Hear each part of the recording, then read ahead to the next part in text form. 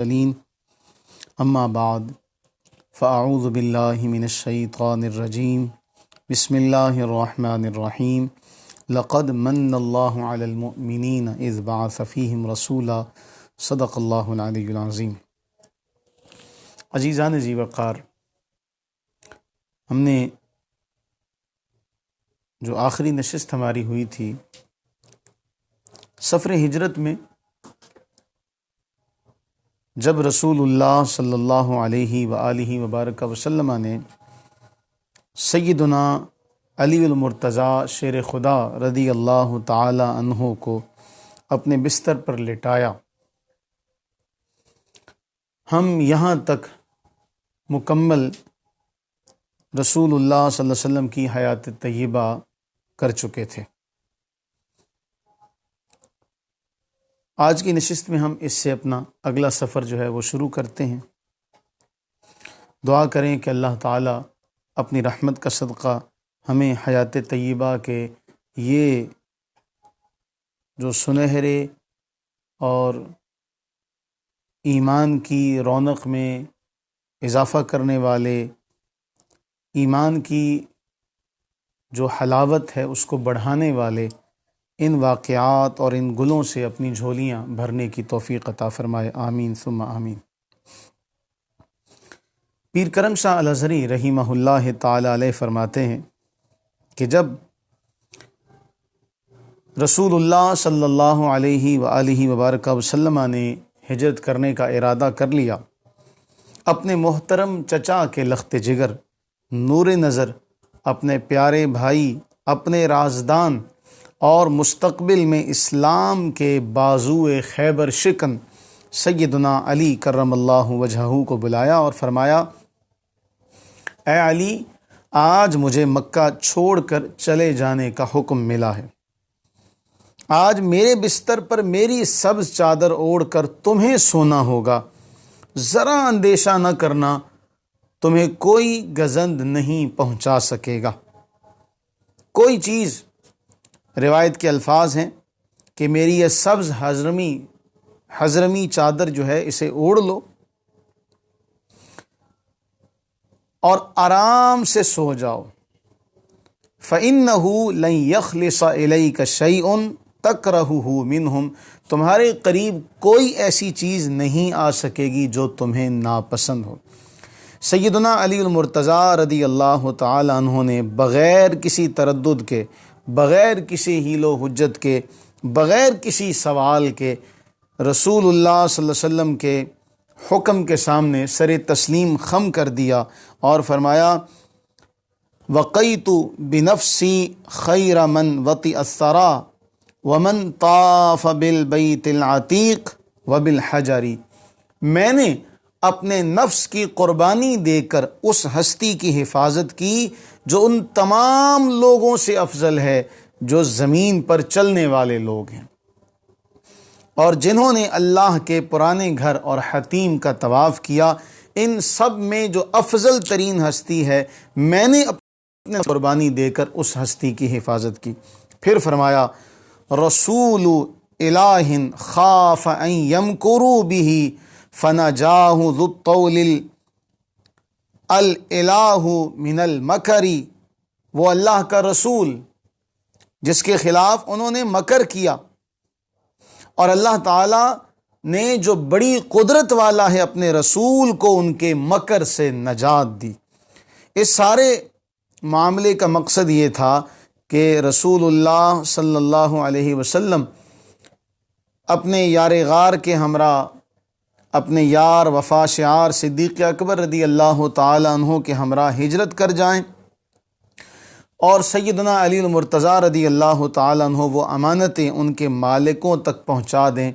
قیامت تک جتنے بھی لوگ آئیں گے، چاہے اپنے ہوں چاہے بیگانے ہوں، ان پر یہ واضح ہو جائے کہ سیدنا محمد صلی اللہ علیہ وسلم، آپ کا یہ لقب صادق و امین اسی لیے ہے کہ اس نازک ترین لمحے میں بھی جب لوگ آپ کی جان کے دشمن ہیں، اپنی شان امانت کا حق یوں ادا کرتے ہیں۔ اب ہم یہ پڑھ چکے تھے کہ رسول اللہ صلی اللہ علیہ وسلم نے حضرت صدیق اکبر رضی اللہ تعالیٰ عنہ سے یہ ساری گفتگو کی کہ ہم یہاں سے جائیں گے، اور اس کے بعد حضرت سیدنا صدیق اکبر رضی اللہ تعالیٰ عنہ نے 2 اونٹنیاں وہ بھی تیار کیں۔ اللہ کے نبی علیہ الصلاۃ والتسلیم نے جب ان سے یہ بات ذکر کی تو حضرت صدیق اکبر رضی اللہ تعالیٰ عنہ نے وہ اونٹنی جو تھی اس کا حوالہ دیا، تو رسول اللہ صلی اللہ علیہ وسلم نے ارشاد فرمایا کہ میں اس کی قیمت تمہیں دوں گا۔ سفر کے تمام انتظامات مکمل ہو گئے۔ دوسری طرف جو کفار مکہ نے اپنا ناپاک منصوبہ بنایا تھا، وہ بھی اس کو مکمل کرنے کے لیے اپنے عزم سے وہ بھی نکلے کہ ہم بھی اپنے معاملے کو مکمل کر کے آئیں گے۔ اب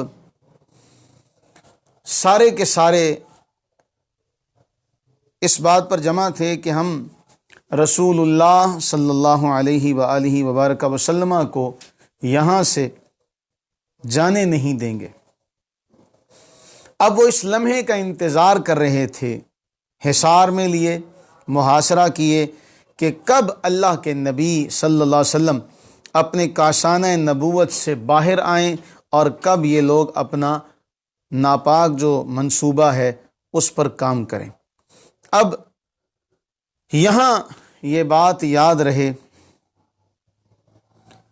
یہ کفر و شرک اس کے ماننے والے ایک طرف، اور دوسری طرف وہ لوگ جو مہر و وفا کے پیکر ہیں، وہ 2 ہستیاں ہیں جنہوں نے اس کڑے وقت میں بھی رسول اللہ صلی اللہ علیہ وسلم کے ساتھ کھڑے رہ کر دنیا کو بتایا کہ مہر و وفا کے میدان کے ہم جانباز مجاہد ہیں، سپاہی ہیں، اور کوئی بھی ہمارا مقابلہ نہیں کر سکتا۔ اور جب بھی یہ تحریر، جب بھی یہ واقعہ دہرایا جائے گا، تب ان ہستیوں کا نام آئے گا، اور ان ہستیوں میں سب سے اوپر یہ 2 ہستیاں ہوں گی جو مہر و وفا کے پیکر ہیں، سیدنا صدیق اکبر رضی اللہ تعالیٰ عنہ اور سیدنا علی المرتضیٰ شیر خدا رضی اللہ تعالیٰ عنہ۔ اب یہاں رسول اللہ صلی اللہ علیہ وآلہ وبارک وسلم کاشانہ نبوت سے باہر نکلتے ہیں۔ قرآن ایک موقع پر بڑا خوبصورت بات ارشاد فرما رہا ہے، ایک خوبصورت جملہ ہے جو قرآن نے ذکر کیا کہ یہ نادان یہ چاہتے ہیں کہ اللہ کے نور کو اپنے منہ کی پھونکوں سے بجھا دیں، جبکہ اللہ تعالیٰ اپنے نور کو کمال تک پہنچا کر رہے گا۔ اگرچہ کافروں کو برا لگے، اگرچہ ان کو برا لگتا ہے لگے، لیکن اللہ تعالیٰ ایسا کبھی نہیں ہونے دے گا۔ اللہ اپنے نور کو کمال تک پہنچا کر رہے گا۔ اب اس کے بعد یہ ہوا، یہ سارے کے سارے کافر آپس میں باتیں کر رہے تھے۔ ابو جہل کہنے لگا کہ محمد صلی اللہ علیہ وسلم یہ گمان کرتے ہیں کہ اگر ہم ان کی بات مان لیں تو ہم عرب و عجم کے بادشاہ بن جائیں گے، اور مرنے کے بعد جب ہمیں دوبارہ زندہ کیا جائے گا تو ہمیں ایسے باغات ملیں گے جو اردن کے باغات کی طرح سرسبز و شاداب ہوں گے۔ اگر ہم نے ان کی اطاعت قبول نہ کی تو ہمیں بے دریغ قتل کیا جائے گا، اور مرنے کے بعد جب ہم زندہ کیے جائیں گے تو ہمیں جہنم کے بھڑکتے ہوئے شعلوں میں پھینک دیا جائے گا۔ اس طرح کی باتیں کر کے ابو جہل اس وقت مذاق اڑا رہا تھا۔ یہی جملے، آپ ان جملوں کو یاد کر لیں، یہی جملے آج کے دور میں جو منکرین اسلام ہیں، جو انسانیت کے علم بردار اپنے آپ کو کہلواتے ہیں، لبرل اور ایتھیسٹ، آج بھی وہ یہی بات کہتے ہیں کہ جی ہاں، ہم جب دوبارہ زندہ ہوں گے مرنے کے بعد تو ہمیں باغات ملیں گے، ہمیں حوریں ملیں گی، اور اس قسم کی وہ باتیں کرتے ہیں۔ ان کا مقصد صرف اور صرف یہ ہوتا ہے کہ اسلام کی تعلیمات کا مذاق اڑایا جائے، لیکن جب انہی لوگوں کی دم پر پاؤں پڑتا ہے تو پھر یہ ساری انسانیت بھول جاتے ہیں۔ ابو جہل جب یہ باتیں کر رہا تھا، اسی اثناء میں رسول اللہ صلی اللہ علیہ وسلم باہر تشریف لائے، فرمایا انا اقول ذالک انت احدہم، ہاں میں نے ایسا ہی کہا ہے اے ابو جہل ان میں سے ایک تم ہو. کیونکہ آخری جو بات تھی ابو جہل نے کہا جب ہم اگر ان کی بات نہ مانیں ہمیں بے دریغ قتل کر دیا جائے گا، اور مرنے کے بعد جب ہم دوبارہ زندہ کیے جائیں گے ہمیں جہنم کے بھڑکتے ہوئے شعلوں میں پھینک دیا جائے گا. اب رسول اللہ علیہ السلام اس وقت باہر نکلے، فرمایا ہاں میں نے ایسا ہی کہا، اور اے ابو جہل ان میں سے تم ایک ہو. سن لیں وہ سارے بھی جو قرآن اور صاحب قرآن کا مذاق اڑا رہے ہیں. فسوف تری اذ انکشفت الغبار، ان قریب یہ دنیا کی زندگی فانی زندگی ہے، یہاں سے ہم نے سب نے جانا ہے رسول اللہ صلی اللہ علیہ وسلم کا ماننے والا بھی سدا اس دنیا میں نہیں رہے گا اور منکر بھی سدا اس دنیا میں نہیں رہے گا، لیکن کل قیامت کا جب دن آئے گا پھر ہوگا، ہر چیز نکھر کر واضح ہو کر سامنے آ جائے گی. پھر پتہ چلے گا جب کافر کہے گا یا لیتنی کنت ترابا، کاش کہ ہائے ہائے میں مٹی ہوتا. پھر مٹی بھی اللہ کے حضور مقدمہ دائر کرے گی، اے باری تعالیٰ اس کو جرت کیسے ہوئی، اس نے میری مثال دی تو کیسے دی. پھر یہی لوگ ہوں گے جن کا اعمال نامہ ان کے بائیں ہاتھ میں ملے گا اور وہ پچھتائے پھر رہے ہوں گے، سر جھکائے پھر رہے ہوں گے، اور اہل ایمان کو اعمال نامہ ان کے دائیں ہاتھ میں ملے گا، شاداں و فرحاں پورے میدان معاشر میں گھوم رہے ہوں گے اور ہر ایک سے کہہ رہے ہوں گے یہ ہے میرا اعمال نامہ، مجھے اس کے بارے میں پتہ تھا، میں آج کے دن کے بارے میں جانتا تھا. انشاءاللہ انشاءاللہ فانتظروا، تم بھی دیکھو، انتظار کرو، اور ہم بھی تمہارے ساتھ انتظار کر رہے ہیں. کل پتہ چلے گا جب میدان محشر میں ہوں گے پھر سارا دودھ کا دودھ اور پانی کا پانی ہو جائے گا انشاءاللہ. جس طرح ابو جہل کے بارے میں ایسا ہوا، اسی طرح اسلام کے جو مخالفین ہیں ان کے ساتھ بھی ایسا ہی ہوگا. اور رسول اللہ صلی اللہ علیہ وسلم جب باہر نکلے اپنے کاشانہ نبوت سے، سورہ یاسین کی تلاوت فرما رہے تھے، اور جب اس آیت کی تلاوت کی وَجَعَلْنَا مِن بَيْنِ أَيْدِيهِمْ سَدًّا وَمِنْ خَلْفِهِمْ سَدًّا فَأَغْشَيْنَاهُمْ فَهُمْ لَا يُبْصِرُونَ، ہم نے بنا دی ان کے سامنے ایک دیوار اور ان کے پیچھے ایک دیوار اور ان کی آنکھوں پر پردہ ڈال دیا، پس وہ کچھ نہیں دیکھ سکتے. ان پر پھونک دیا، فوراً بینائی سلب ہو گئی، نیند غالب آ گئی اور اونگنے لگے. انہی لمحوں میں ان کے اس حصار کو توڑتے ہوئے اپنے رب قدیر کی امان میں حضور سرور عالم صلی اللہ علیہ وسلم بخیر و عافیت تشریف لے گئے. گزرتے ہوئے سب کے سروں پر مٹی ڈال کر گئے، وہاں سے سیدھے حضرت سیدنا صدیق اکبر رضی اللہ تعالیٰ عنہ کے گھر کا رخ کیا.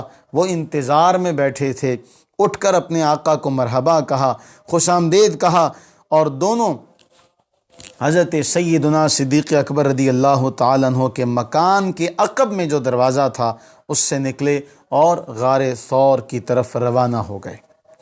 اب یہاں قاضی عبدالدائم دائم نے لکھا کہ جب آپ نے جب یہ آیہ مبارکہ پڑھی تو ایک مٹھی مٹی کی اٹھائی اور کافروں کی طرف پھینک دی، اور آپ کی پھینکی ہوئی مٹی معجزانہ طور پر محاصرہ کرنے والے تمام افراد کے سروں پر پڑی، اور اس کے ساتھ ہی جانے دو عالم صلی اللہ علیہ وسلم اطمینان کے ساتھ وہاں سے نکل پڑے اور ان کی نظروں سے اوجھل ہو گئے. اب جب حضرت سیدنا صدیق اکبر رضی اللہ تعالی عنہ کے ہاں پہنچے تو چونکہ تیاریاں تو پہلے سے مکمل تھی ساری، حضرت سیدنا صدیق اکبر رضی اللہ تعالی عنہ نے جو سواریاں تھیں اپنی اونٹنیاں، ایک ایسا شخص جن کے اوپر ان کو بڑا اعتماد تھا، اس کا نام ہے عبداللہ ابن اریقط، اس کے حوالے کی اور فرمایا 3 راتیں گزرنے کے بعد یہ اونٹنیاں غار ثور تک پہنچا دینا. اب وہاں پہنچا دینا اور وہاں پہنچا کر اپنی مزدوری لے لینا. اور پھر روانہ ہونے سے پہلے اپنے بیٹے عبداللہ کو حکم دیا کہ وہ دن بھر کفار کی جو دوڑ دھوپ ہے اور جو ان کے منصوبے ہیں ان کے بارے میں ساری معلومات حاصل کرے اور شام کے وقت غار میں آ کر سب حالات سے آگاہ کرے۔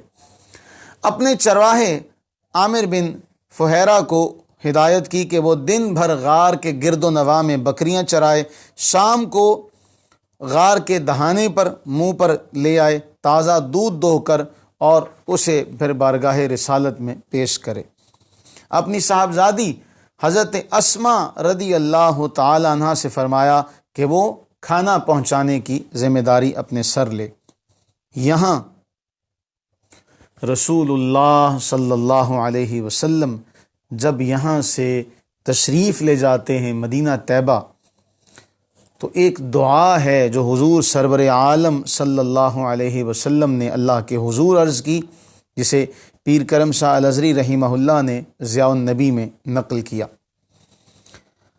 آپ نے اللہ کے حضور جو دعا مانگی اس کے الفاظ نہایت جامع، پر اثر اور پرسوز ہیں۔ الحمدللہ الذی خلقنی ولم اک شیئا، اے باری تعالیٰ سب تعریفیں اللہ کے لیے ہیں جس نے مجھے پیدا کیا جب کہ میں کوئی شے نہ تھا۔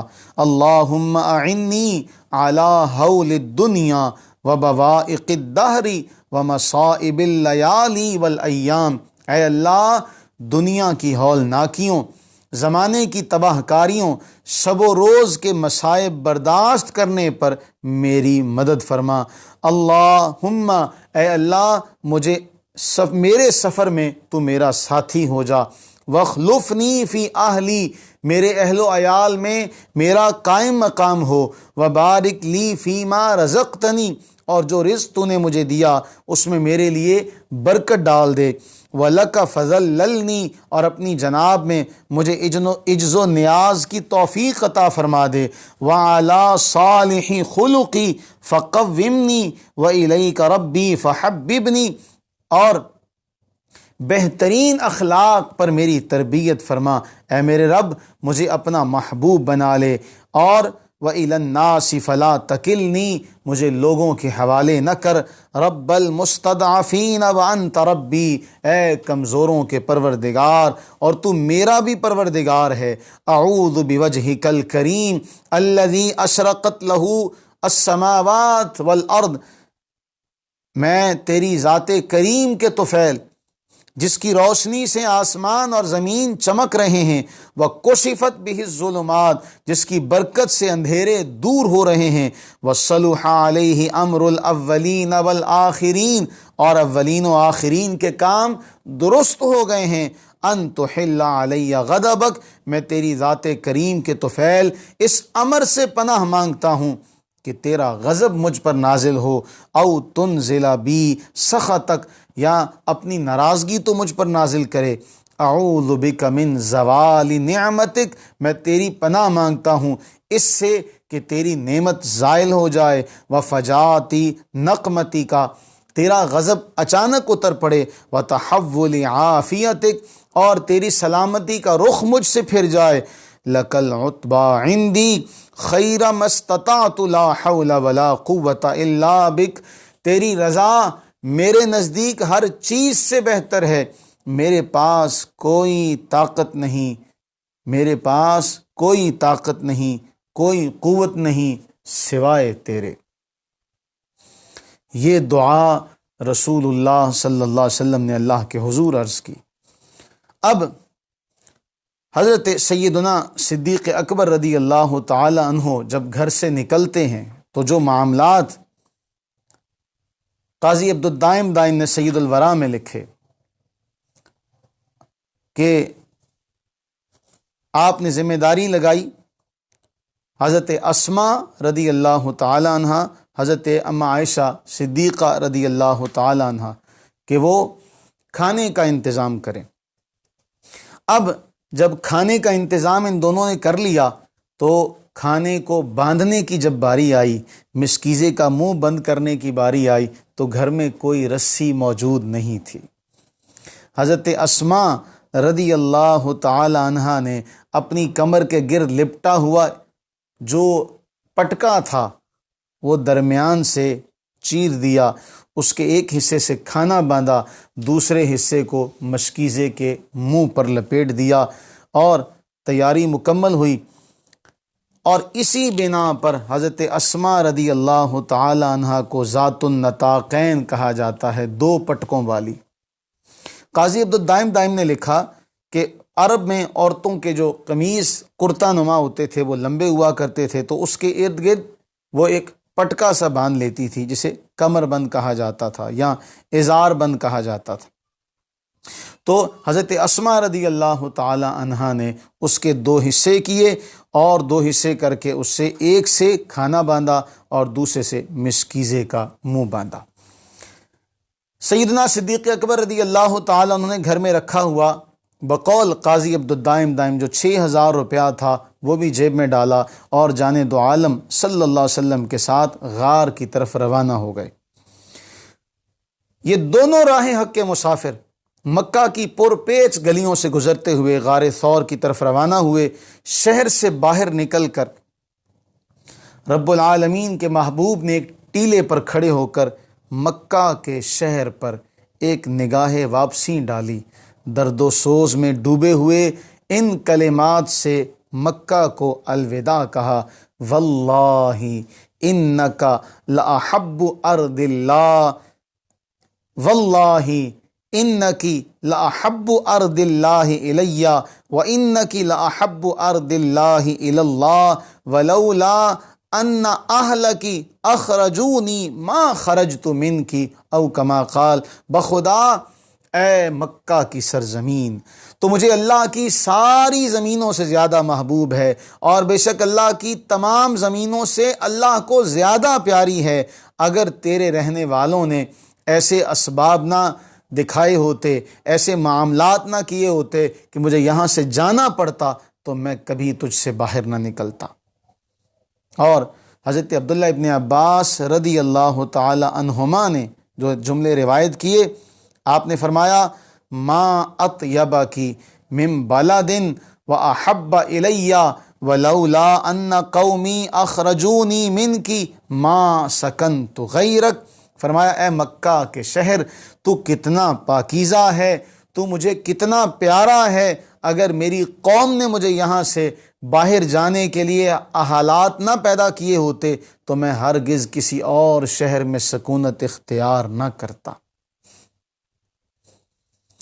اب یہاں سے یہ غار حرا کی طرف روانہ ہوتے ہیں۔ اصحاب سیر لکھتے ہیں حضرت سیدنا صدیق اکبر رضی اللہ تعالی عنہ ساتھ ہیں، کبھی حضور سے آگے نکل جاتے ہیں، کبھی آپ کے پیچھے آ جاتے ہیں، کبھی آپ کے دائیں چلتے ہیں، کبھی آپ کے بائیں چلتے ہیں۔ فرمایا ابو بکر یہ ماجرا کیا ہے؟ ابو بکر یہ ماجرا کیا ہے؟ عرض کرتے ہیں یا رسول اللہ صلی اللہ علیہ وسلم، جب خیال آتا ہے کہ راستے میں کوئی دشمن گھات نہ لگائے بیٹھا ہو تو آگے ہو جاتا ہوں، جب تعاقب کرنے والوں کا خطرہ محسوس کرتا ہوں تو پیچھے ہو جاتا ہوں، اسی طرح دائیں بائیں ہوتا رہتا ہوں تاکہ ہر طرف نگاہ رکھ سکوں اور کسی طرف سے ایسا نہ ہو کہ کوئی آپ کو نقصان پہنچا سکے۔ زہے سعادت، زہے نصیب اے صدیق اکبر، اللہ تعالیٰ نے آپ کو کتنا بلند مرتبہ اور مقام دیا۔ ایک آپ ہیں، ایک آمنہ کا لال ہے، آپ اس آمنہ کے لال کے کبھی آگے ہو جاتے ہیں، کبھی پیچھے ہو جاتے ہیں، کبھی دائیں ہو جاتے ہیں، کبھی پیچھے ہو جاتے ہیں۔ یہ وہ لمحات ہیں رسول اللہ صلی اللہ علیہ وسلم کی قربت کے اندر، یہ وہ گزارے ہوئے چند لمحات ہیں جن میں کوئی دوسرا حضرت سیدنا صدیق اکبر رضی اللہ تعالیٰ عنہ کی برابری کا دعویٰ نہیں کر سکتا۔ غار میں پہنچ جاتے ہیں۔ غار میں پہنچنے کے بعد ہم سارے اس بات کو جانتے ہیں، یہ سارے واقعات ہم نے اسکول کی کتابوں میں پڑھے ہوئے ہیں۔ دعا کریں اللہ تعالیٰ ہمارے جو تعلیمی ادارے ہیں، جہاں سے انجینئر بن کر کوئی نکل رہا ہے، کوئی ڈاکٹر بن کر نکل رہا ہے، کوئی کچھ بن کے نکل رہا ہے، اللہ کرے وہاں سے ہمیں انسانیت کا بھی سبق ملے۔ اور اگر آپ چاہتے ہیں کہ ہمارا انجینئر اچھا انسان ہو، ہمارا ڈاکٹر اچھا انسان ہو، ہمارے ادارے سے جو عالم فاضل، جو اسکالر نکل رہا ہے، جو پروفیسر نکل رہا ہے، یہ اچھا انسان بھی ہو، تو آپ اپنے اداروں میں اسلامی تعلیم کا نفاذ اس کو یقینی بنائیے۔ بخدا آپ دیکھیں گے کہ آپ کے ادارے سے نکلنے والا ڈاکٹر بھی خدا ترس ہوگا، انجینئر بھی خدا ترس ہوگا، پروفیسر بھی خدا ترس ہوگا، ٹیچر بھی خدا ترس ہوگا، اگر آپ اس چیز کو اپنا لیں گے۔ اللہ ہمیں ان چیزوں کو اپنانے کی توفیق و ہمت عطا فرمائے۔ حضرت سیدنا صدیق اکبر رضی اللہ تعالیٰ عنہ وہ سارے جب غار میں داخل ہو جاتے ہیں، اور کیا حسین منظر ہوگا جب آپ نے رسول اللہ علیہ السلام سے عرض کی والذی بعثک بالحق لا تدخل حتی ادخل قبلک وان کان فیہ شیء نزل بی قبلک، میں اس خدا کا واسطہ دے کر جس نے آپ کو حق کے ساتھ مبعوث فرمایا عرض کرتا ہوں آپ غار میں تشریف نہ لے جائیے، پہلے میں داخل ہوں گا، اگر وہاں کوئی موذی چیز ہو پہلے وہ مجھے اذیت پہنچائے۔ اے آقا میں چاہتا ہوں کہ آپ کی طرف آنے سے پہلے ہر شے صدیق اکبر سے ٹکرائے اور پھر آپ تک پہنچے۔ اب حضرت سیدنا صدیق اکبر رضی اللہ تعالیٰ عنہ غار میں جاتے ہیں۔ کون سا وقت تھا یہ؟ رات کا وقت ہے، اندھیرا ہے، غار کا اندھیرا۔ آج بھی آپ دیکھیے گا اللہ تعالیٰ تمام سننے والوں کو، تمام اہل ایمان کو غار ثور اور مکہ معظمہ مدینہ طیبہ کی حاضری عطا فرمائے۔ ہم اس جگہ پر کھڑے ہو کر دیکھیں، جب غار ثور کی طرف نگاہ جاتی ہے تو نظر کتنی اونچی کرنی پڑتی ہے۔ اس غار ثور پر رسول اللہ صلی اللہ علیہ وسلم اور حضرت سیدنا صدیق اکبر رضی اللہ تعالیٰ عنہ، آج ہم اس پہاڑی پر چڑھنا چاہیں تو جوان بھی ہمت کھو دیتے ہیں، جوانوں کی ہمت جواب دے جاتی ہے۔ وہ کیا منظر ہوگا جب دونوں جس عمر کے حصے میں ہیں، رسول اللہ صلی اللہ علیہ وسلم نے 40 سال کی عمر میں اعلان نبوت کیا اور 13 سال مکہ میں گزارے، 40 اور 13 53 سال۔ حضرت صدیق اکبر رضی اللہ تعالیٰ عنہ 2 سال کے قریب چھوٹے ہیں آقا کریم علیہ السلام سے عمر میں، تو کتنی عمر ہے؟ 50 سال سے زیادہ کا بوڑھا رسول اللہ علیہ السلام کو کاندھوں پر اٹھائے غار ثور چڑھ رہا ہے۔ کیا منظر ہوگا، کیا منظر ہوگا۔ آج باتیں کرنے والوں سے اکیلے نہیں چڑھا جاتا، وہ تنہا اپنے محبوب کو اپنے کاندھوں پر اٹھائے بھی سفر کیا ہوگا پہاڑ چڑھنے کا۔ اور پھر غار کا اندھیرا، غار کو کیسے ٹٹولا ہوگا، کیسے اس کے سارے سوراخ بند کیے ہوں گے، اور پھر کتنا دل بڑا کر کے جو سوراخ باقی رہ گیا تھا وہاں آپ نے اپنا پائے مبارک رکھا تھا، اپنی ایڑی رکھی تھی، اپنا انگوٹھا رکھا تھا۔ مختلف روایات ہیں۔ کتنا بہادری کا مظاہرہ کیا ہوگا اس وقت جب حضرت صدیق اکبر رضی اللہ تعالیٰ نے غار کا وہ جو سوراخ تھا اسے بند کیا۔ اور اس کے بعد ہوا کیا؟ حضرت سیدنا صدیق اکبر رضی اللہ تعالیٰ عنہ کی گود میں سرکار دو عالم، جان دو عالم، جان کائنات، محبوب رب العالمین کا سر انور ہے، صدیق کے زانوں پر سر رکھا ہے، استراحت فرما ہو گئے۔ اے صدیق، آپ کے بخت کا کیا کہنا، آپ کے بخت کا کیا کہنا، جس ہستی کو دیکھنے کے لیے لوگوں کی نگاہیں ترستی ہیں، لوگوں کی عمریں گزر گئیں ایک دیدار ماہیدہ، جن کی عمریں گزر گئیں ترستے ہوئے، جن کی عمریں گزر گئیں دعائیں مانگتے ہوئے۔ اے صدیق اکبر، آپ نے اس رات کتنا دیکھا ہوگا محبوب کو، آپ نے اس رات کتنا محبوب کے چہرے والضحیٰ کی زیارت کی ہوگی۔ اور ہوتا کیا ہے، حضرت سیدنا صدیق اکبر رضی اللہ تعالیٰ عنہ کو سانپ ڈس لیتا ہے، زہر سارے جسم میں سرایت کر جاتا ہے، لیکن کیا مجال ہے اس عاشق زار کے پاؤں میں جنبش بھی ہوئی ہو۔ سانپ نے ڈسا، پاؤں میں جنبش تک نہیں ہوئی، آنکھ سے درد کی شدت کی وجہ سے آنسو نکلے، اور رسول اللہ صلی اللہ علیہ وسلم نے جب آنسو آپ پر گرے اور رسول اللہ علیہ الصلوۃ والتسلیم حضرت صدیق اکبر رضی اللہ تعالیٰ عنہ سے پوچھتے ہیں، سبب معلوم ہوتا ہے، تو آقا کریم صلی اللہ تعالیٰ علیہ وآلہ وبارک وسلم اپنا لعاب دہن وہاں لگاتے ہیں جہاں سانپ نے ڈسا ہے۔ صرف یہ اندازہ کیجئے گا کہ صدیق اکبر رضی اللہ تعالیٰ عنہ کے آنسو کہاں گرے تھے۔ قاضی عبدالدائم دائم نے سید الورا میں لکھا کہ جان دو عالم صلی اللہ علیہ وسلم کے روئے اقدس پر حضرت صدیق اکبر کے آنسو ٹپکتے ہیں۔ اے صدیق، آپ کی کس کس ادا پر قربان جائیں، اللہ نے آپ کو کتنا بڑا مرتبہ، کتنا بلند مقام اور مرتبہ دیا، اس سے بڑا رتبہ، اس سے بڑا مقام کہ کوئی نہیں ہو سکتا، کہ جس کی گود میں حضور سرور عالم صلی اللہ علیہ وسلم نے اپنا سر انور ہی رکھ دیا۔ اے صدیق، آپ نے تو میلہ لوٹ لیا، اے صدیق، آپ نے تو میلہ لوٹ لیا۔ ہمارے استاد صاحب ایک حکایت سنایا کرتے ہیں۔ ایک بادشاہ تھا، کہتے ہیں کہ محمود غزنوی کا واقعہ ہے۔ اس بادشاہ نے اعلان کیا کہ سارے جواہرات، ہیرے موتی سب دربار میں لائے جائیں، اور اعلان کر دیا جو جس پہ ہاتھ رکھے وہ اس کا مالک ہے۔ سب نے فوراً اپنے ہاتھ رکھنا شروع کیے، کسی نے جواہرات پر رکھا، کسی نے سونے پر رکھا، کسی نے موتیوں پر رکھا۔ پاس ہی ایک کنیز کھڑی تھی، بادشاہ نے کنیز کی طرف دیکھا اور کہا تم نہیں رکھتی کسی پر ہاتھ، تو وہ کنیز آگے بڑھی اور اس نے بادشاہ کے سر پہ ہاتھ رکھ دیا۔ اے صدیق، آپ نے تو سب کچھ ہی لوٹ لیا، آپ نے تو سب کچھ ہی حاصل کر لیا۔ جب رب کے محبوب کا سر انور آپ کے زانوں پر ہے، پھر کائنات کا کون سا مقام ہے جو پیچھے رہ گیا؟ ایک یار جسے بستر پر لٹا کر آئے ہیں، نہ اس کا کوئی ثانی، نہ اس کی کوئی نظیر، نہ اس کی کوئی مثال، اور ایک وہ یار ہے جس کے زانوں پر سر رکھا ہے۔ بتاؤ تو صحیح ان جیسا کوئی؟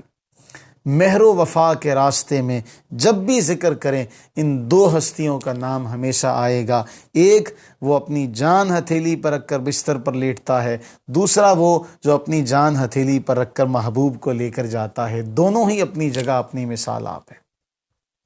اللہ تعالی ہمیں ان دونوں یاروں کی محبت کا صدقہ ہماری بخشش و مغفرت فرمائے، اور ہمیں بھی اپنے اور اپنے حبیب مکرم شفیع معظم رحمت عالم صلی اللہ تعالی علیہ وآلہ وسلم کی سچی سچی محبت عطا فرمائے۔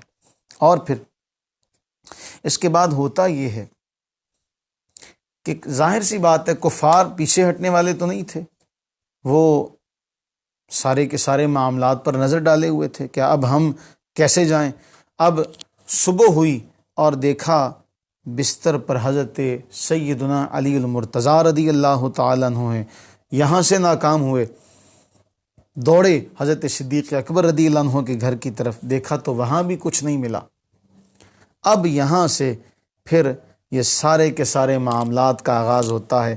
کسی کھوجی کو تلاش کیا جاتا ہے کہ وہ جائے اور نقش پا دیکھے، وہ کہتا یہ تو ابو بکر کے قدموں کا نشان ہے، اور یہ دوسرا نقش پا ہے جسے میں پہچان نہیں پا رہا، یہ اس پاؤں کے نشان سے بڑی مشابہت رکھتا ہے جو مقام ابراہیم پر ہے۔ اب پیر کرم شاہ الازہری رحمہ اللہ فرماتے ہیں کہ اللہ تعالیٰ نے اپنی قدرت کاملہ سے ایسے حالات پیدا کر دیے کہ وہ تلاش کرتے کرتے غار کے دہانے تک تو پہنچ جاتے، لیکن نہ اس کے اندر داخل ہوتے، نہ اس کے اندر جھانکتے، یوں ہی الٹے پاؤں واپس چلے آتے۔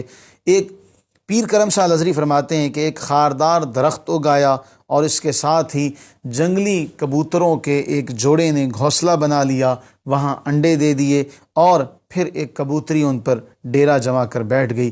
مواہب لدنیا کے شارح فرماتے ہیں حرم مکہ میں جو کبوتر ہیں یہ کبوتر کے اس جوڑے کی نسل سے ہیں۔ اس خدمت جلیلہ کا انہیں یہ صلہ دیا گیا کہ ان کی نسل بھی منقطع نہیں ہوئی، 14 صدیوں سے باقی ہے، اور حرم میں انہیں پناہ ملی ہوئی ہے، کوئی انہیں چھیڑ نہیں سکتا۔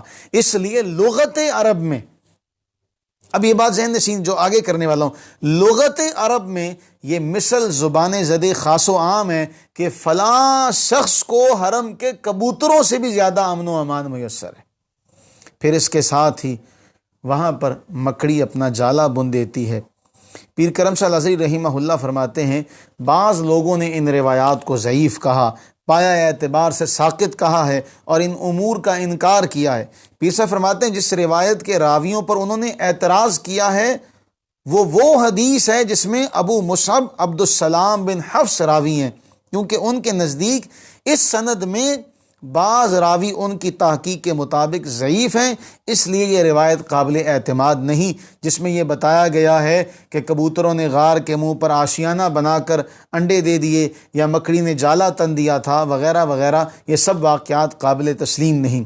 پیر صاحب فرماتے ہیں گزارش ہے کہ اگر یہ ایک روایت ہوتی جس میں یہ واقعہ مذکور ہے اور یہ سند ضعیف ہوتی تو ان امور کے انکار کرنے کی کوئی وجہ سمجھ میں آ سکتی تھی، لیکن یہ امور صرف ایک روایت میں نہیں بلکہ متعدد دوسری روایتوں میں بھی مذکور ہیں، اور ان روایتوں کو حافظ ابن کثیر جیسے نقاد حدیث نے حسن کہا ہے۔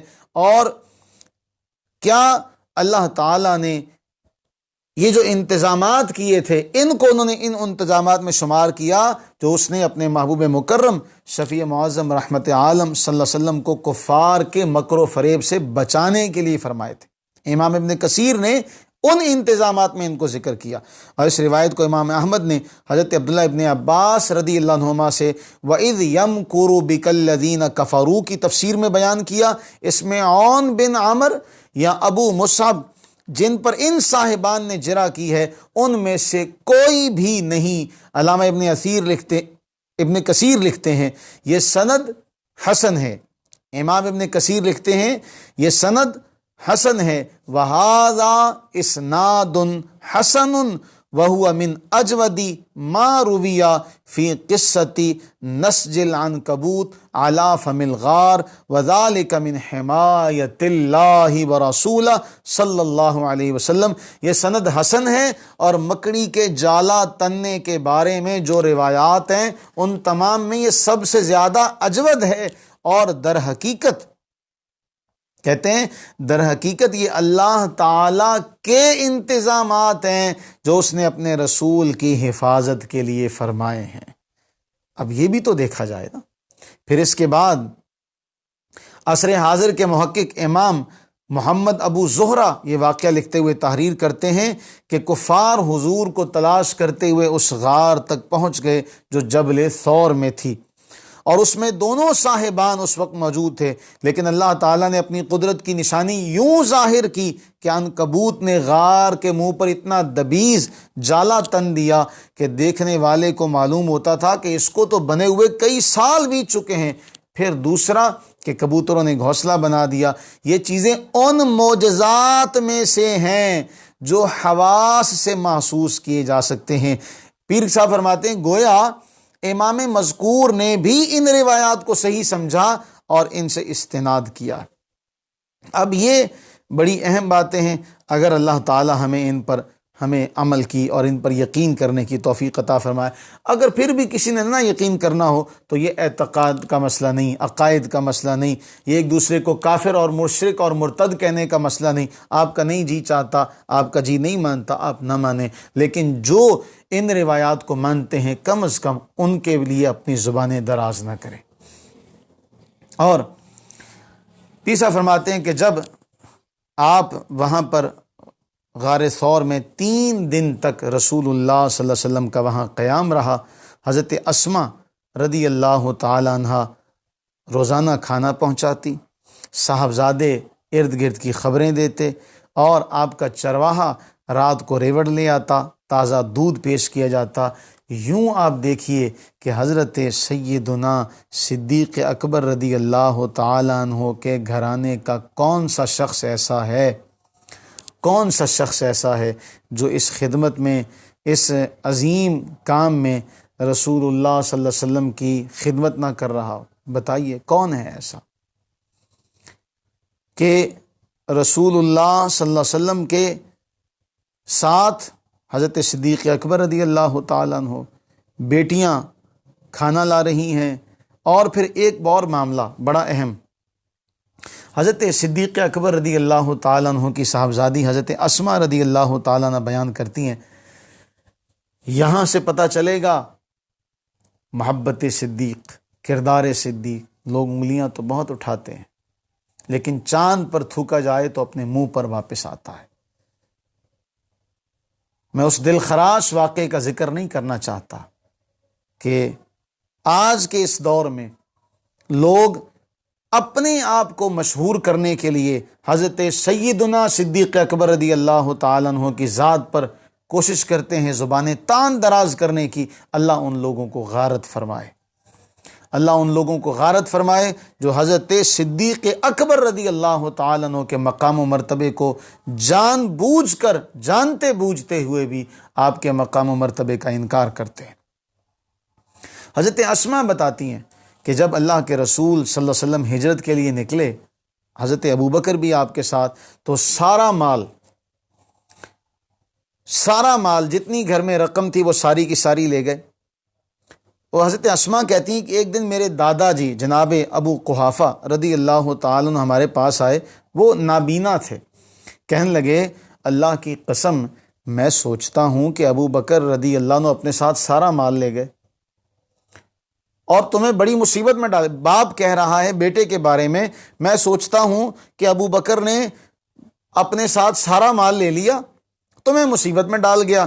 اسماء کہتی میں نے کہا دادا جان ایسا ہرگز نہیں ہے، وہ تو بہت سارا مال چھوڑ کے گئے، وہ تو بہت سارا مال چھوڑ کر گئے۔ حضرت اسماء کہتی ہیں میں نے کیا کیا، پتھر لیے، ان پتھروں کو جہاں دیوار میں جہاں خزانہ رکھا جاتا تھا وہاں رکھا اور ان کے اوپر کپڑا رکھ دیا، اور دادا جی سے کہا یہ ذرا دیکھیے تو صحیح کتنا ڈھیر ہے جو گھر میں چھوڑ کے گئے۔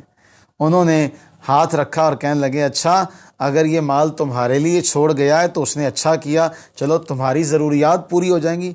اسماء کہتی ہیں اللہ کی قسم ابا جان نے کچھ نہیں چھوڑا تھا، لیکن میں نے اس لیے ایسا کیا تاکہ میرے دادا پرسکون رہیں۔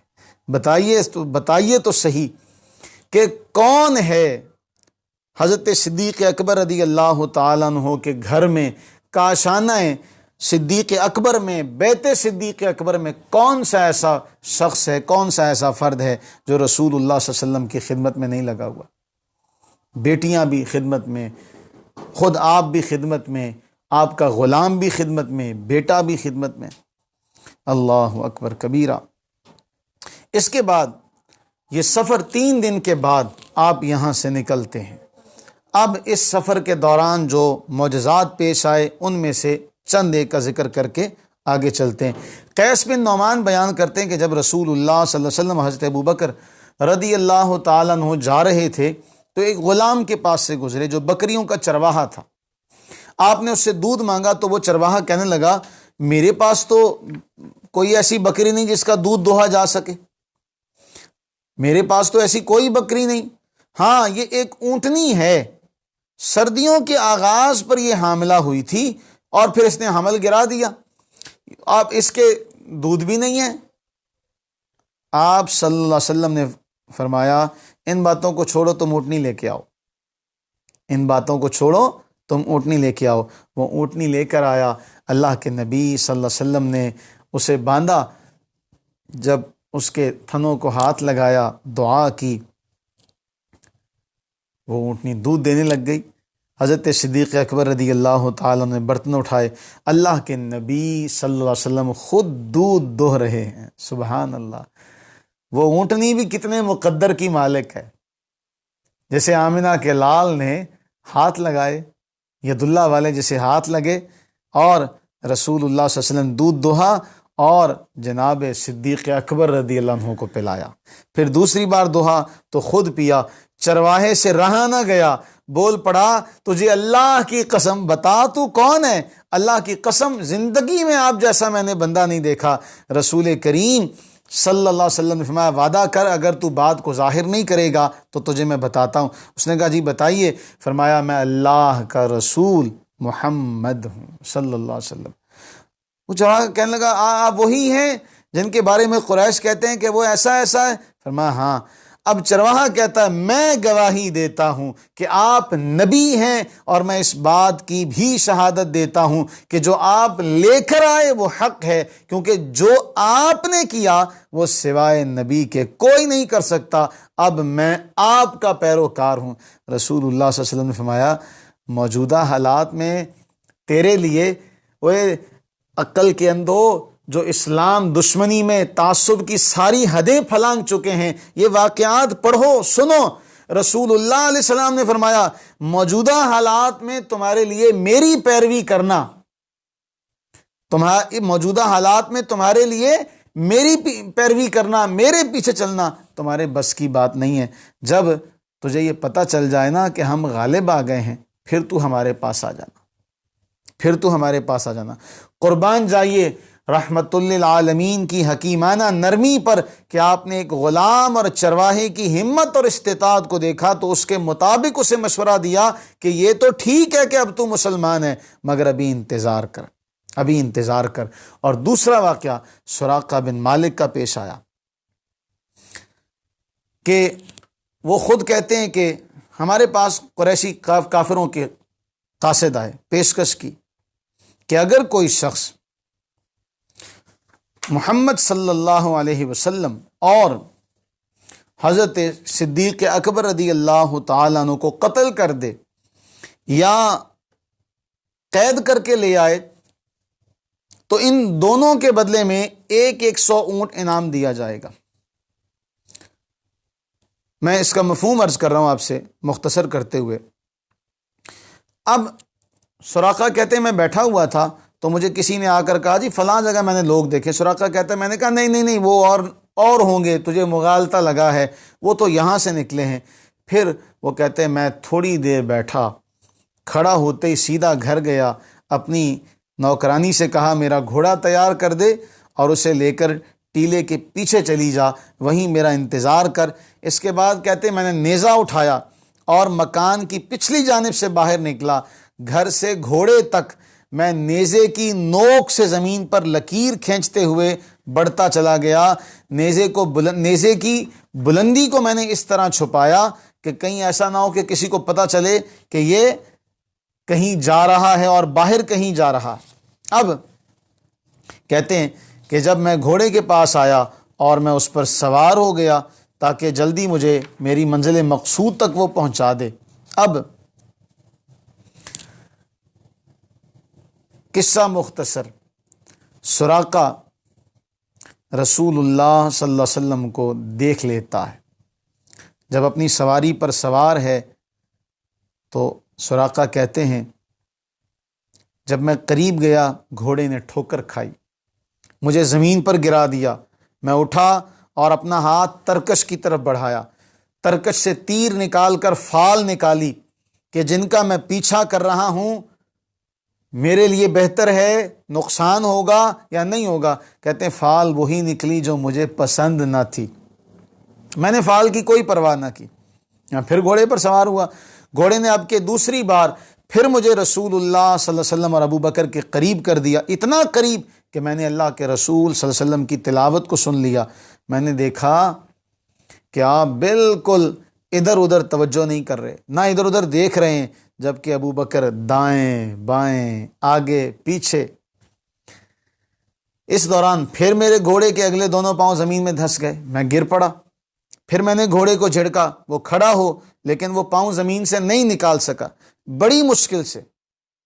اب دوبارہ میں نے فال نکالی لیکن دوبارہ وہی فال نکلی، چنانچہ کہتے ہیں میں نے ہار مان لی۔ امان طلب کرتے ہوئے آواز دی، وہ رک گئے۔ میں اپنے گھوڑے پر سوار ہو کر ان کے پاس جا پہنچا۔ اب تک برے ارادے کے ساتھ پہنچنے سے مجھے روک دیا گیا تھا، اب میں گیا تو چلا گیا۔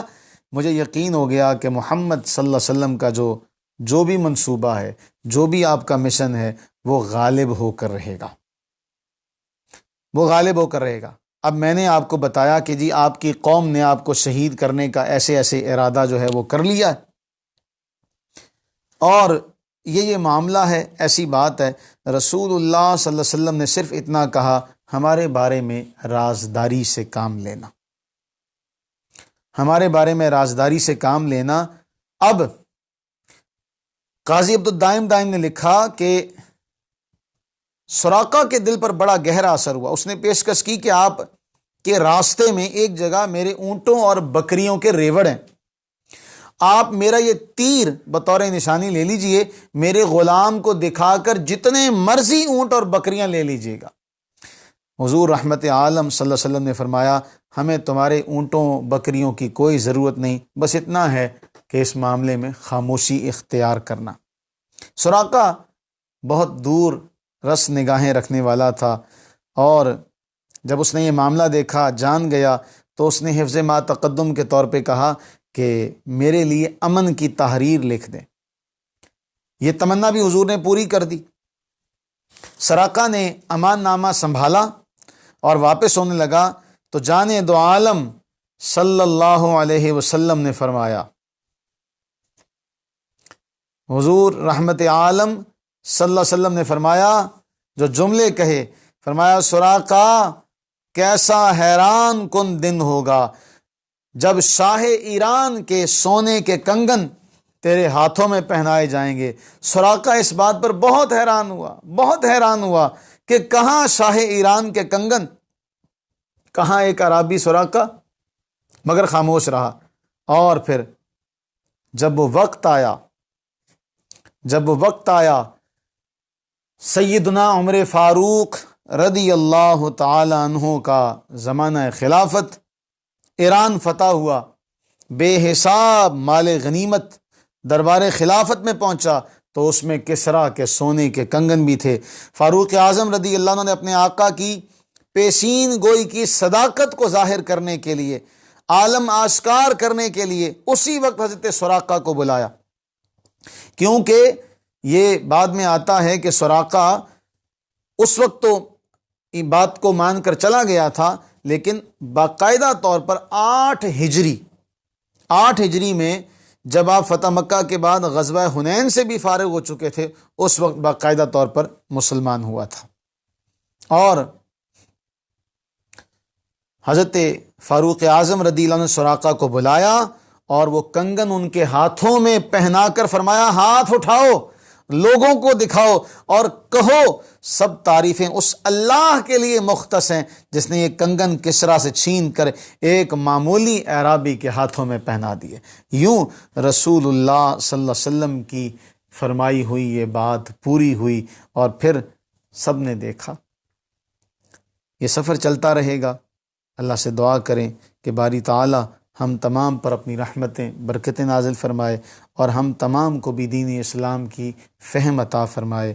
آمین ثم آمین۔ وما علینا الا البلاغ المبین۔